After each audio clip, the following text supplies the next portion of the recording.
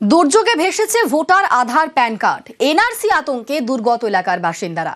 রাজ্যে এসআইআর তোড়জোড়ের মধ্যেই উদ্বেগ।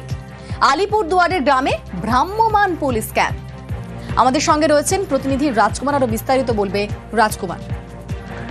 একদমই দেখো, এই যে বন্যা বিধ্বংসী বন্যা, যে ভুটান থেকে যে নেমে আসা নদীর জলে বাড়ি ঘর ফসল সমস্ত কিছু ভেসে গিয়েছে। সেই ভেসে যাওয়ার সঙ্গে সঙ্গে কিন্তু ঘরের মধ্যে যে মানুষের Aadhaar card, ration card, voter card, এই সমস্ত জন্মের সার্টিফিকেট যে নথিগুলো ছিল সেগুলো ভেসে গেছে।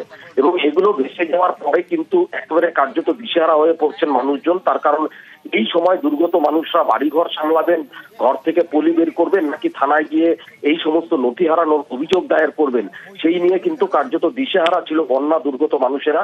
এবং এদের সাহায্যার্থে কিন্তু আলিপুরদুয়ার জেলা পুলিশের পক্ষ থেকে একটি অভিনব উদ্যোগ নেওয়া হয়েছে। যে সমস্ত বন্যা দুর্গত এলাকা, বন্যা বিধ্বস্ত এলাকা, সেই সমস্ত এলাকায় ভ্রাম্যমাণ পুলিশ ক্যাম্প করা হচ্ছে, শিবির করা হচ্ছে। সেই শিবিরে এসে মানুষজন তাদের হারিয়ে যাওয়া যে নথি, সেই নথি সম্পর্কে অভিযোগ এবং জিডি দায়ের করতে পারছে।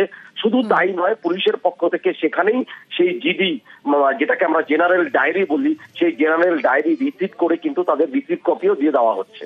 বেশ, ধন্যবাদ। কাগজ হারাইছে, বন্যায় ভাষায় নিয়ে গেছে কাগজ নেই, কাগজ এখানে আসছে পুলিশকে জানাতে। হ্যাঁ, পুলিশ আমাদের এখানে বন্যা আসলে তো বন্যা আমাদের ঘর বাড়িতে ওখানে নিয়ে গেছে, সব থেকে ভাষায় নিয়ে গেছে। আমরা কিছু আটকে রাখতে পারিনি। বাকি যেসব ডকুমেন্ট ছিল সবই হারাইছে, খালি দেখতে পারতাম। এখন পুলিশ প্রশাসন বলতেছে তা নিয়ে একটা ব্যবস্থা করবে ওরা। আশা করে আসি আর কি, যদি সহযোগিতা করে দেয়।